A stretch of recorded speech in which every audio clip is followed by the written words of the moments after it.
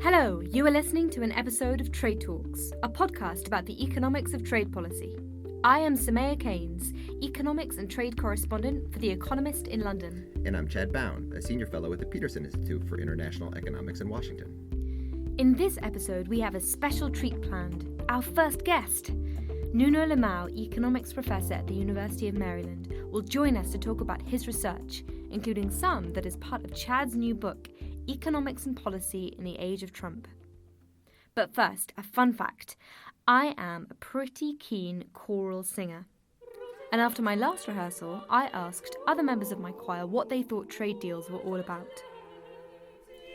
I think trade deals are about two countries agreeing the same rules. Securing new opportunities to sell your product abroad. I guess probably like tariffs is mainly what I kind of think about when I think of trade deals. People think trade deals are about cutting tariffs or harmonizing rules, but they are so much more than that.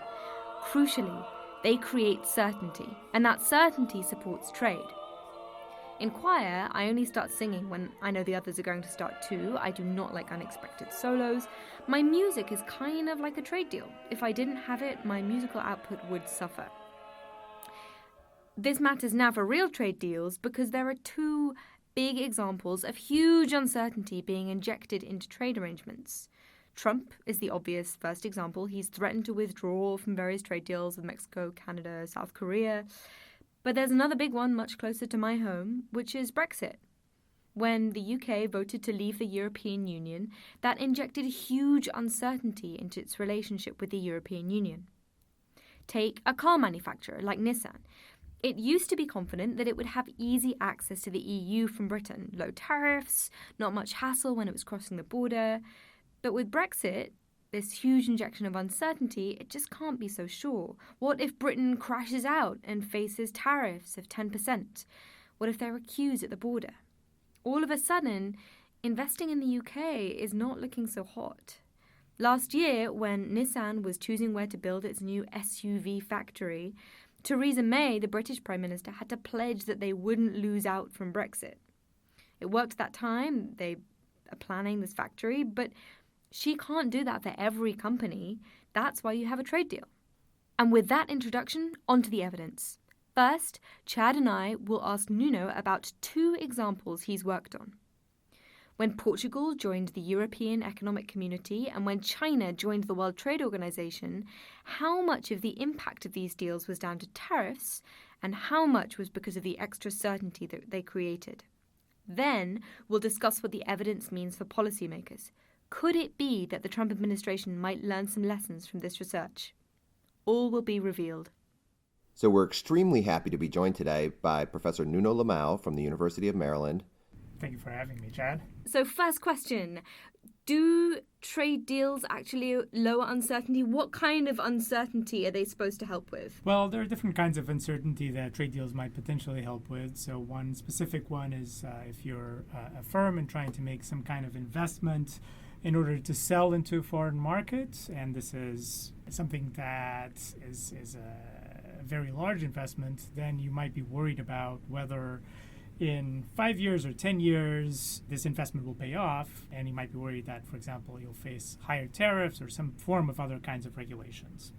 Trade agreements can help basically set up certain kinds of rules and expectations for these firms so that they feel more certain about making certain kinds of investments and generating trade. But this is one of the stated objectives, right? This is what trade deal makers are thinking about when they're crafting these deals. Yes, that's right. In fact, it's one of the key stated objectives that they have. And although a lot of the focus is typically on and discussion is about how these agreements actually reduce barriers, when they negotiate it, when they talk about it, and you see this in the current NAFTA renegotiations, a lot of it is actually about just ensuring a predictable environment for things like business planning, investments, and so on. Great. So if I had to think of a massive, massive trade deal, I guess I would think of the General Agreement on Tariffs and Trade, which was the big one in 1947 after the Second World War.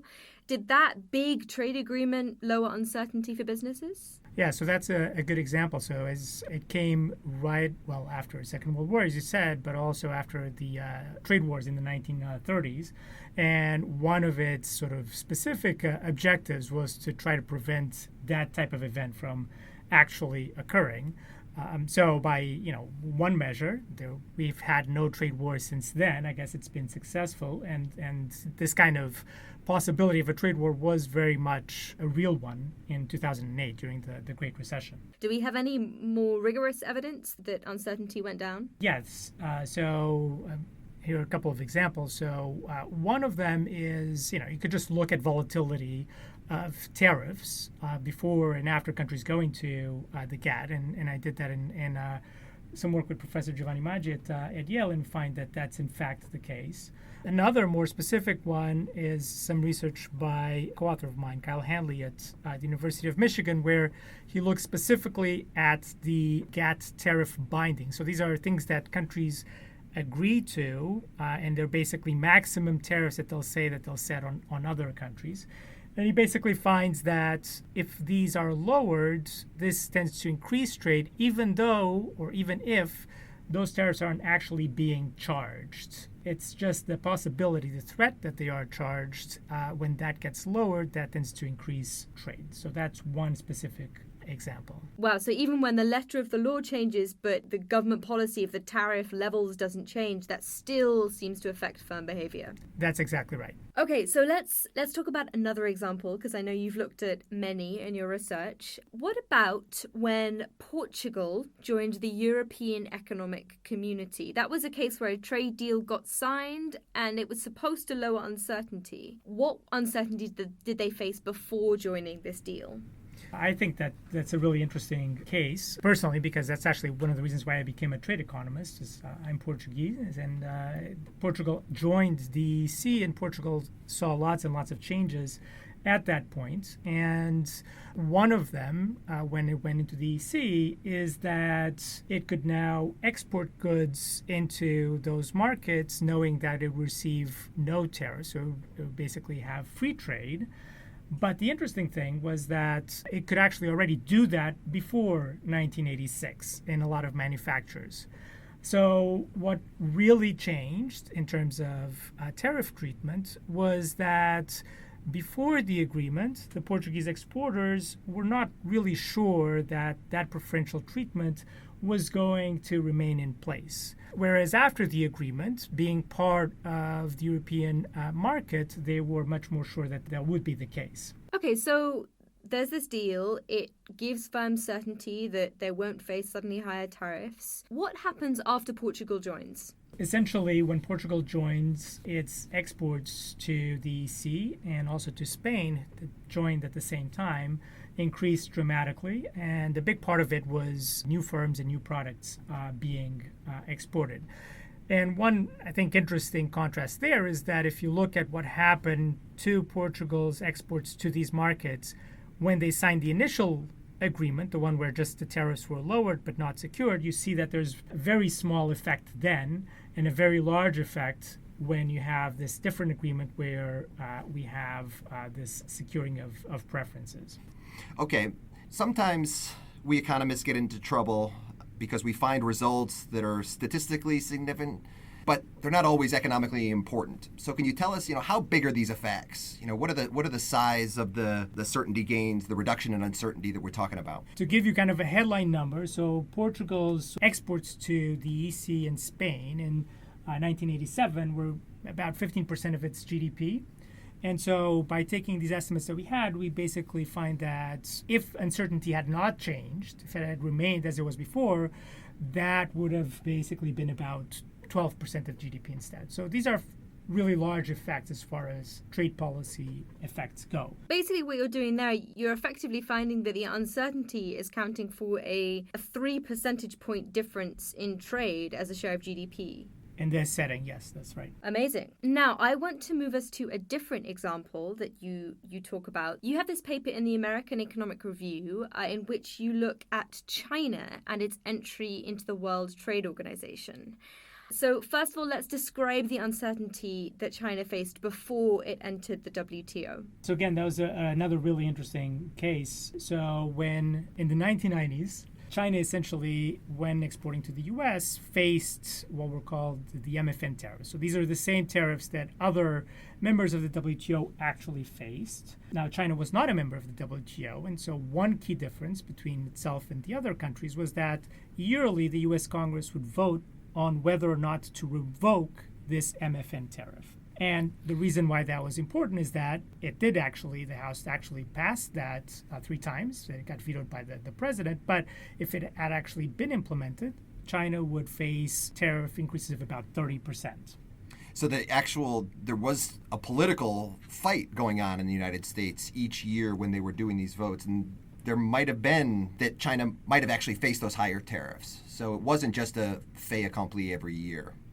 When China did enter the WTO, everyone thinks that when it entered, tariffs just crashed down to almost nothing. But really what its entry did is to essentially give it more certainty and to remove this political process from the fact that it had these low tariffs. If you do look at the actual tariffs that China faced after it entered into the WTO in the US, those don't really change very much at all. And so what we do is basically we look at between 2000 and 2005 whether industries that faced very high threat tariffs, whether those industries had particularly high export growth, and we find that they do, and also find that those are the industries where there were the biggest decreases in prices of Chinese goods coming into the U.S. market. Wow, so uncertainty is doing a lot of the work there. We basically find that it accounts for about a third of the observed import growth in that period, and this impact on prices was about 15%. So 15% decline in real prices of Chinese goods coming into the U.S. And I think that's really important in the context of the recent debate on the China impact. This is something that sometimes gets lost when we just focus on the negative employment and wage effects. Let's pause and kind of talk about that point for a moment, because certainly over the last year in the public debate in the United States, there's been a lot of discussion about China, the impact imports coming in from China, lost jobs, plants shutting down.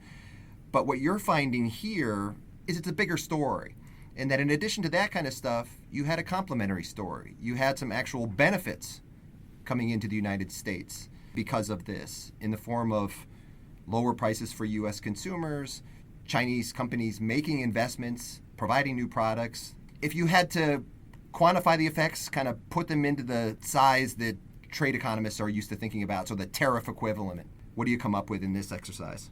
In terms of these impacts, we find that it's equivalent to having had about a 13 percentage point tariff. So that was sort of how much uncertainty was kind of hindering, the prices before it went into the WTO. How much do you know about the mechanisms involved here? We focused basically on trying to understand and identify whether the uncertainty component was at work, and it could be at work through a number of different ways. One key way in which it worked, if firms have to make large upfront investments in either new products or technologies or setting up distribution networks and so on, and if these are market-specific investments that take a while for firms to recoup, then they're going to be very worried about possible future tariffs. And so we have some evidence that's consistent with this mechanism. Basically, we find that these impacts only work in industries where these costs of investment are very high, and that they tend to be market specific. So it wasn't that China was also exporting more in those industries to the EU or other markets after its entry into the WTO. So that suggests it's something about investing in supplying the U.S. and the U.S. market. And the other thing we find is that there's new product entry because of this, and there's other more recent work that uses firm-level data and finds that there was also increases in firms exporting to the U.S. using a similar approach to ours. Okay, so uncertainty really is stopping trade, and certainty is making the world go round. That's the kind of slogan you'll get on this podcast. Okay, so this research is great, very interesting, but let's talk about today. There's this concern that the President Donald Trump is about to start this hot trade war, but you've spoken about him starting a cold trade war. A cold war. What do you mean by that? So basically in this article, what we're doing is we're kind of describing the administration's plans to address what they call unfair foreign trade practices. And they've proposed to do it through things like unilateral policies, renegotiation or withdrawal from agreements, and just generally having different kinds of threats of import protection. Okay, so this is kind of what we call Trump policies. Still hoping for that to stick. Temporary, reversible, uncertain, MFN, and preferential policy. So there's an acronym. A new acronym for us. Excellent. Yeah, I mean, good luck with that one. Good effort, but good luck. And what we argue is that all of this amounts to a trade cold war, which essentially we define as a high probability of kind of abandoning or renegotiating agreements, and then moving into and entering a hot trade war, which means an actual imposition of certain kinds of duties and so on. Okay, so what are some examples of these policies? What exactly are you talking about? Specific examples are, the threat and eventual sort of withdrawal from TPP, the start of the renegotiation of NAFTA. We're waking up one morning and finding out that if you're Korea, maybe you're going to be out of a preferential agreement. And just more generally, this idea that the U.S. is now going to identify countries with whom it has bilateral trade deficits and basically just do something about this. So we constructed a trade policy uncertainty index. It just measures how often these kinds of issues are on the news. And between the nomination and the election, in that 2-year period, that went up basically 4 times. That's one small measure.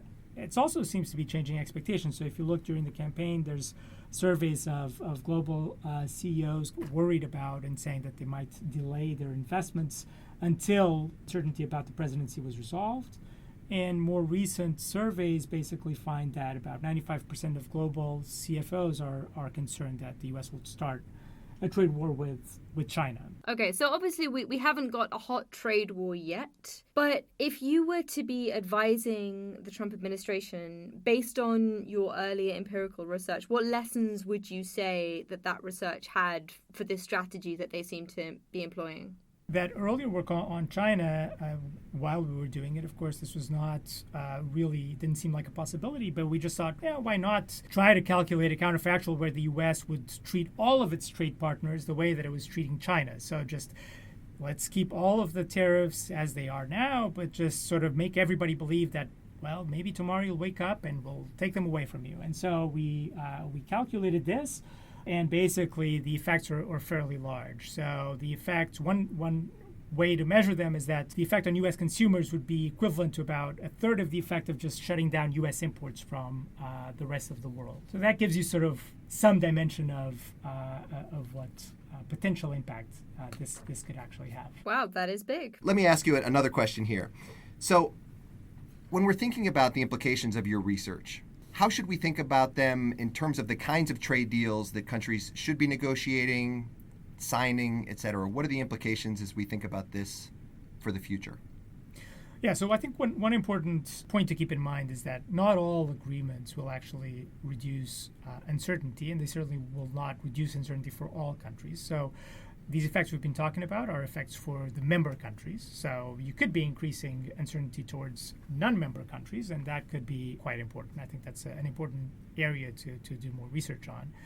In terms of what's currently happening, another set of agreements that we have found basically seems to actually generate uncertainty rather than reduce them are agreements whereby countries give preferences that are just temporary and subject to renewal. And that's one of the potential costs of what's currently happening with the U.S. renegotiating its agreements is that countries might just start to view these as basically temporary preferences and things that are reversible. So that's really interesting. Over the last couple of weeks in the NAFTA negotiations context, it was rumored that the Trump administration was thinking about introducing a sunset clause into the agreement where after 5 years, they were going to require all 3 countries to vote unanimously to want to keep the deal. So what your results would suggest is implementing something like that into a trade agreement might not be the best way to reduce uncertainty. Absolutely not. And here I'll defer, I think it was the Canadian ambassador who had a good analogy for this, which was basically something like if every marriage had a 5-year sunset clause on it, then certainly the divorce rate would be way higher than it is now. Great. Well, a solid note to end on, divorce. Nuno, thank you so much. This has been really great. Yeah, thanks, Nuno. This has been fantastic having you. Congratulations on the podcast. Keep up the good work. That is all from Trade Talks. So once again, let's give a very big thanks to Professor Nuno Lamau from the University of Maryland for agreeing to come and join us here today. 2 thanks from me. The first to my choir, the Laycock Scholars, that's us you can hear singing. And the second to Alex Baileveld, who sent an amazingly detailed suggestion for an episode last week. Please do keep them coming. Please leave us a review on iTunes. We'd really, really appreciate it. And tell your friends, your relatives, your pets, random people. Just spread the word. If you have any specific feedback, then do get in touch. On Twitter, I'm at Soumaya Keynes. And I'm at Chad Bown. And we're on at trade__talks. That's not 1, but 2 underscores. At trade__talks. Because when it comes to increasing trade policy uncertainty, threatening to blow up one free trade agreement just wasn't enough. What? But so more, there's not just TPP, but NAFTA and Chorus and Brexit, that more than one. Yeah, no, I got the number thing. It just wasn't that funny.